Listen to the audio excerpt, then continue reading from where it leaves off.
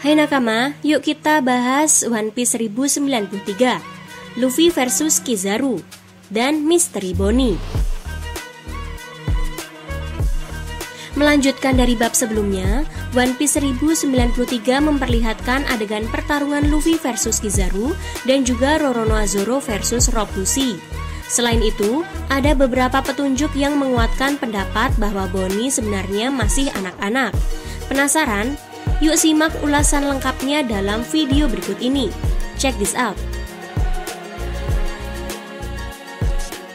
Yang pertama, Luffy versus Kizaru.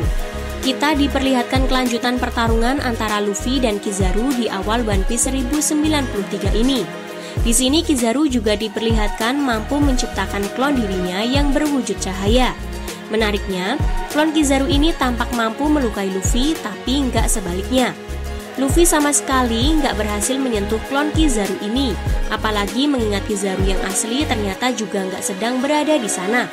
Lalu, apa yang sebenarnya terjadi? Dari pernyataan Luffy, kita bisa menyimpulkan kalau klon Kizaru ini terbuat dari cahaya yang serupa dengan teknologi hologram di Egghead. Jadi wajar saja kalau mereka nggak bisa disentuh. Oleh karenanya, klon Kizaru ini memunculkan pedang Amano Murakumo yang digunakan untuk melukai Luffy. Kalau kalian perhatikan, serangan yang mengenai Luffy juga berasal dari pedang cahaya Kizaru. Yang kedua, Roronoa Zoro versus Rob Lucci. Bagian ini juga melanjutkan dari sebelumnya. Zoro tampak bertarung melawan Rob Lucci dalam wujud Awakening Zoan.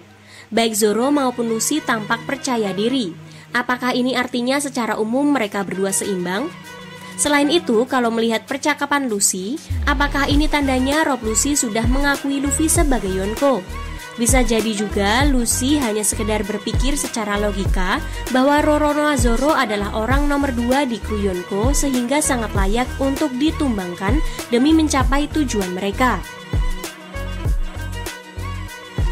Yang ketiga, misteri usia Jewelry Bonnie. Ada hal menarik di bab ini yang terkait Jewelry Bonnie yang mungkin juga banyak dari pembaca yang menyadarinya. One Piece 1093 ini sedikit menegaskan petunjuk-petunjuk bahwa usia Jewelry Bonnie sebenarnya masih anak-anak.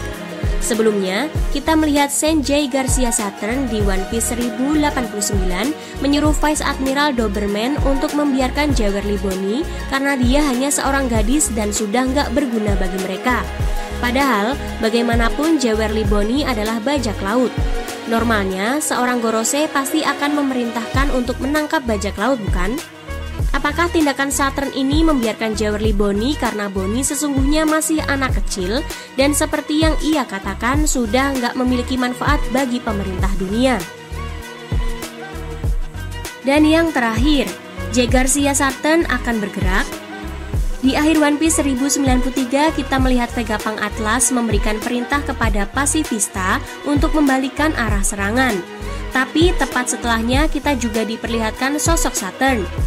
Tentu saja kalau kalian juga mengingat urutan hierarki perintah Pacifista, Gorosei berposisi lebih tinggi daripada Vegapunk, sehingga Saturn jelas lebih mampu membalikkan keadaan dengan mudah. Apakah ini berarti kita akan segera melihat Saturn turun tangan sendiri biarpun sekedar memberikan perintah pada Pacifista? Itu dia pembahasan One Piece 1093 kali ini. Jika ada tanggapan atau teori sendiri yang menarik terkait One Piece 1093, tulis di kolom komentar ya nakama. See ya!